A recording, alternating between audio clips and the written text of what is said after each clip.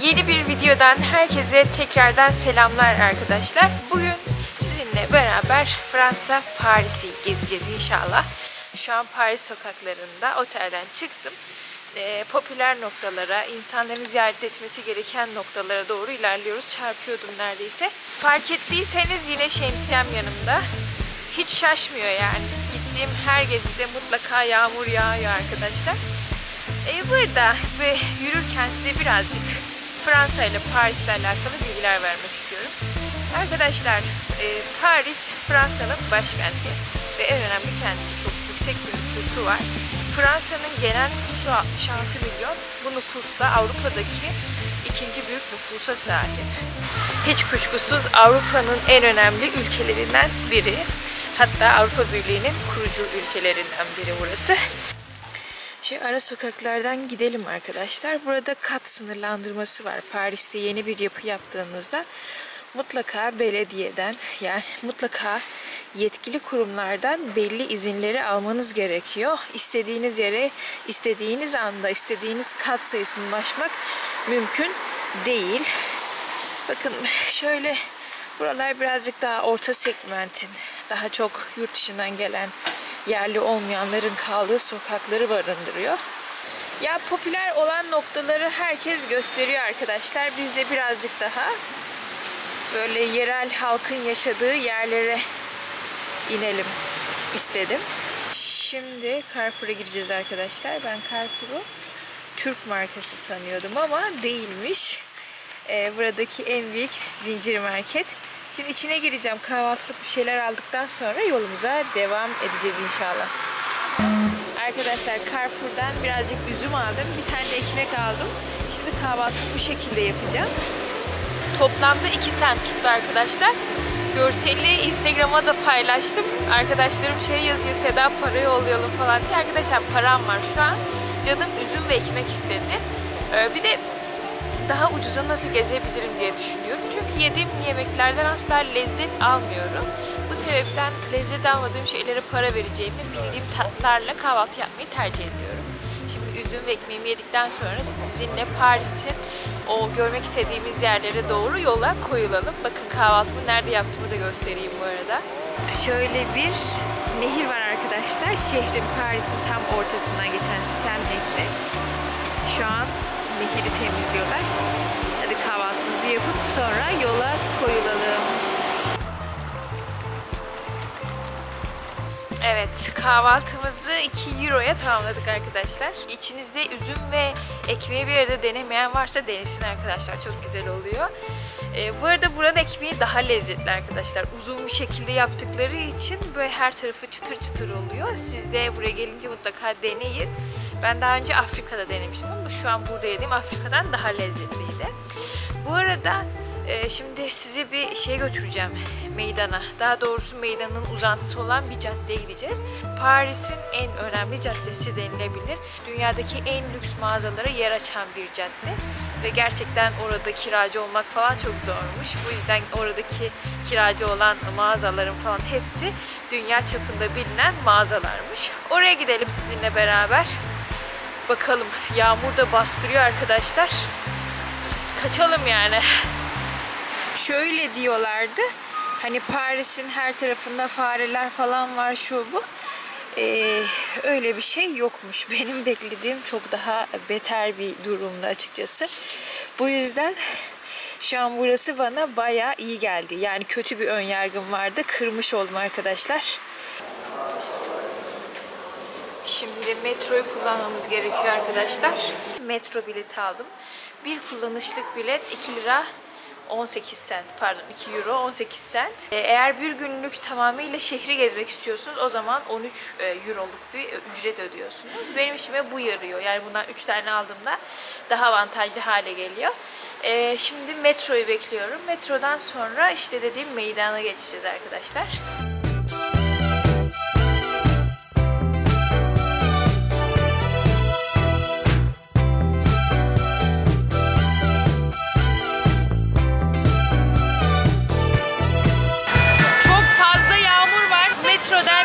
Şu an Zafer Tak'ın önündeyiz. Zafer Tak'ı Fransızlar için çok önemli bir anıt. Napolyon zamanında yapılıyor. Yapıt 12 tane farklı caddeye yol açıyor. Bu caddelerden biri de şu size söylediğim çok önemli mağazaların bulunduğu cadde. O kadar yağmur yağmasına rağmen hala insanlar fotoğraf için bekliyorlar.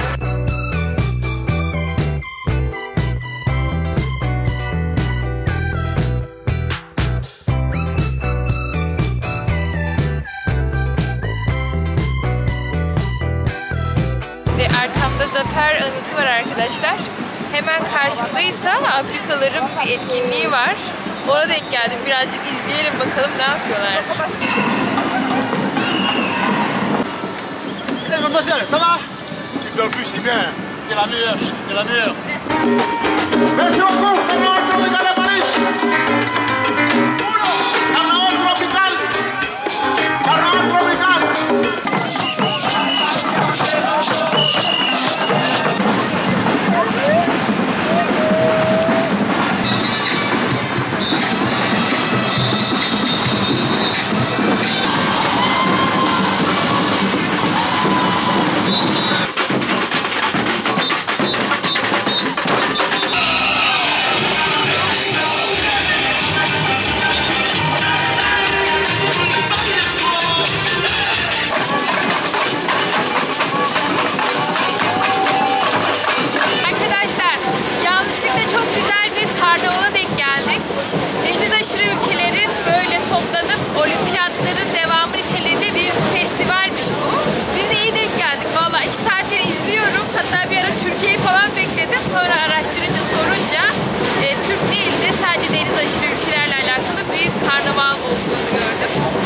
Brezilya, Kolombiya gibi ülkeler ve Afrika'dan birçok ülke katılıyor.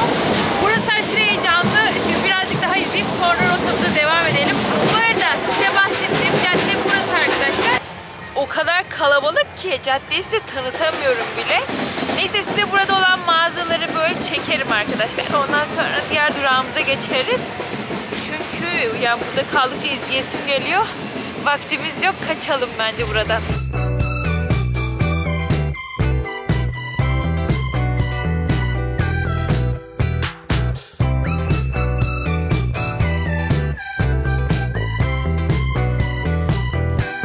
Şöyle ana cadde bizi böyle bir yere çıkardı arkadaşlar. Gerçekten sesten sıkılmış durumdaydım. İyi ki kaçtık oradan. Buradaki resmi dil Fransızca arkadaşlar. Sadece Fransızca konuşuyor insanlar dil olarak resmiyette. Çok fazla Afrikalı var. Fazla Afrikalı olmasının sebebini bilmeyeniniz yoktur diye umuyorum. Ama hadi neyi sever ki bilmeyeniniz vardır diye açıklamak istiyorum. Dünyadaki en zengin maden yataklarına sahip olan yer Afrika'dır arkadaşlar. Ve bu madenleri onlar işleyemiyorlar.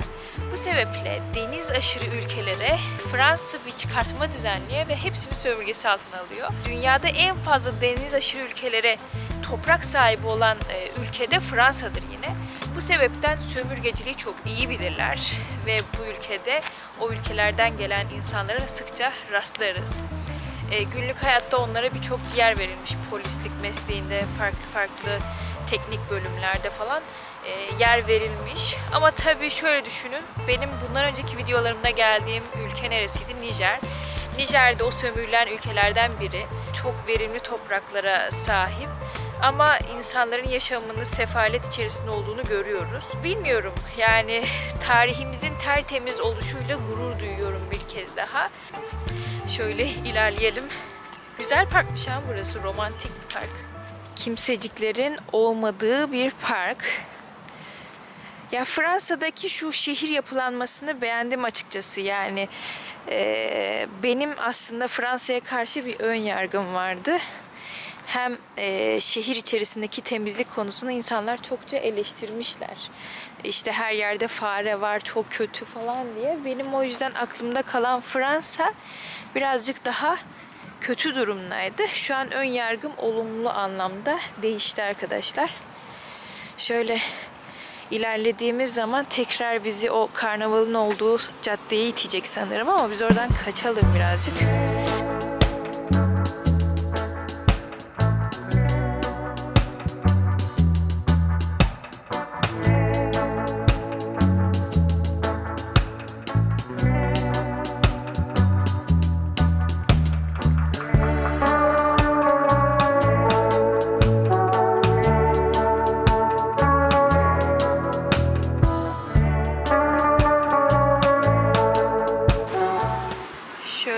bakın arkadaşlar.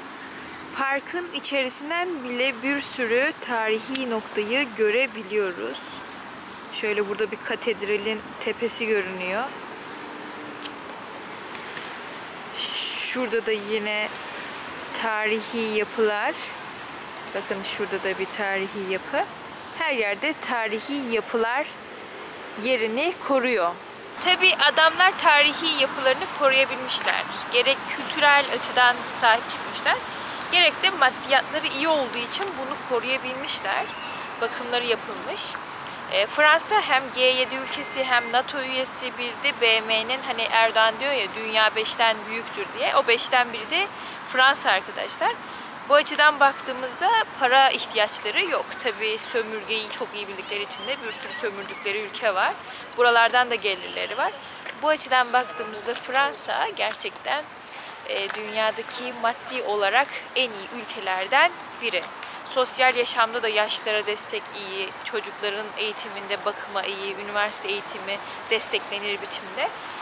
Baktığımız zaman dediğim gibi genel itibariyle adamlar ekonomik noktada iyiler.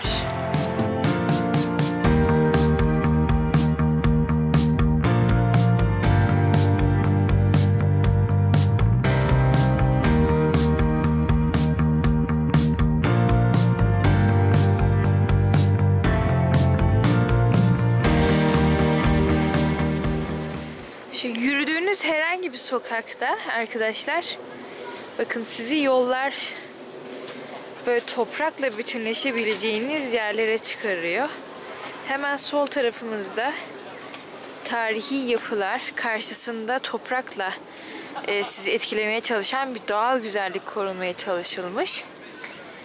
Ve bunlar çok büyük alanlar, yani Türkiye'deki gibi küçük alanlar değil. Açıkçası beni şaşırtan ve geldiğimde daha çok beğendiğim bir kent oldu Paris. Yani ben Paris'i çok yanlış okudum herhalde ya. Yani insanlar benim gördüğüm şeyin aksine çok farklı şeyler söylemişler ama açıkçası ben çok beğendim arkadaşlar. Gerek doğayla birliktelik, gerek tarihi noktalarda korunmuşluk ve insanlar gayet international, yani burada hiç kimse size yan gözle de bakmıyor. Gayet sempatik tipteler. Yolları falan görseniz böyle hani aşıklar şehri diyorlar ya, harbiden aşıklar şehri. Baktığımız zaman bu ismi layıkıyla taşıyor. Şimdi size yürüdüğüm yolu falan göstereyim. Çok şık. Yani şuraya bak. Arkadaşlar, burası çok büyük bir park. Ve yani toprakla resmen size bir görsel şölen hazırlamışlar. Ama hemen şuraya bakın. Şimdi göstereceğim yere bakın. Tarihi açıların direkt önüne çıkarıyor sizi. Bakın şuraya. Yani bunu koruyabilecek çok az ülke var, söyleyeyim size. Gerçekten şehir yapılanması 10'da 10 arkadaşlar. Yürümeye devam edelim. Louvre Müzesi'ne doğru. İşte bakın. İster istemez hepimizde oluyordur. Bazen gittiğimiz şehirler, evler, ülkeler kendinize ait hissettirir ya da hissettirmez. Paris asla beklemediğim bir girişle benim hissedebileceğim bir şehir haline geldi. Açıkçası şu an çok mutluyum ve ait hissettiğim bir coğrafyadaymış gibi hissediyorum. Bu açıdan çok beğenilenler listesinde Viyana'dan sonra Paris'i ekliyorum arkadaşlar. Ve bunu görüntülü not olarak buraya eklemiş bulunayım. Gerçekten güzel ve 2 gün ayırdım buraya. 2 gün asla yetmez. Anlaşılan o ki bir daha buraya gelmemiz gerekecek arkadaşlar.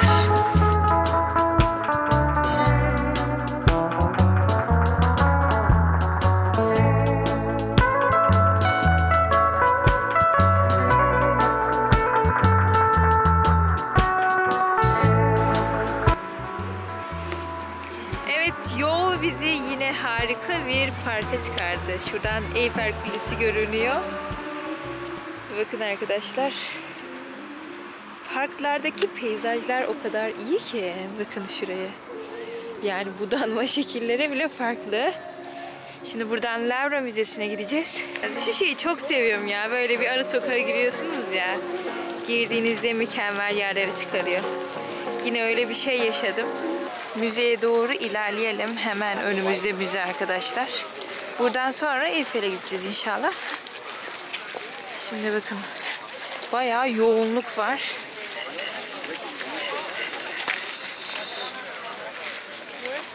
Hemen arkamda bakın şurada bir müze var. Louvre Müzesi. Fransa, Paris için çok önemli fakat tüm dünyada en çok bilinen müzelerden biri. 1973'te yapılmış ve Fransız ihtilalinden sonra yapılan ilk devlet müzesi olarak biliniyor. İçinde çok fazla görebileceğiniz sanat eseri var arkadaşlar. Bu yapının içerisinde gerek Afrika'daki ülkelerden gerek dünyanın farklı noktalarından birçok eser bulunuyor. Bu yüzden müzeye 3 ana bölüme ayırmışlar ve buna göre gezebiliyorsunuz. Şimdi müzenin çevresini birazcık gezelim. Gerçekten muhteşem bir yermiş burası. Eğer vakit kalırsa müzeye gireceğim ama kalmazsa çok da aceleye getirmek istemiyorum. Çünkü Paris hayal ettiğimden çok daha büyük ve güzel gezilecek yerlere sahipmiş. Bu yüzden daha sonra bir kez daha gelip sadece müzeleri ve daha çok vakit geçirmek için bulunacağım inşallah. Böyle bir karar aldım. Hadi önüne gidelim. Bir tane fotoğraf çekebilirim umarım. Hiç fotoğrafım yok. Yani bu videolar olmasa ben buralara gittim mi diyeceğim neredeyse. İnşallah güzel bir fotoğraf çeken insana denk gelirim de hem burada hem de Eyfel önünde güzel bir fotoğraf çekinebilirim deyip gidiyorum arkadaşlar.